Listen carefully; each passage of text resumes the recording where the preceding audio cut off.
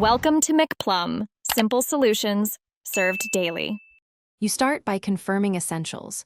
Your iPhone is updated, Apple Wallet has an active card, and Doordash is installed. Open Doordash and tap Account. Once done, go to Payments. You're taking the first actionable step. Select Add Payment Method and choose Apple Pay if it appears. If it doesn't show, make sure Apple Wallet has a default card set.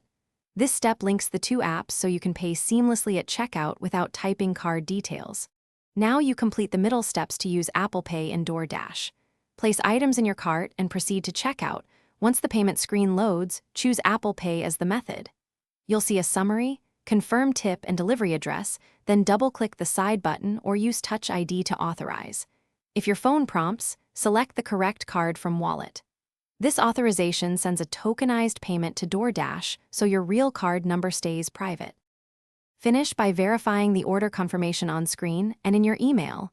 Once done, the Dash receipt shows payment type and tip. If Apple Pay declines, try switching Wallet's default card or force close Doordash and repeat checkout. Make sure location and wallet permissions are enabled for smoother token exchange. If issues persist, duplicate charge or failed tokenization, contact Doordash support and Apple Wallet support.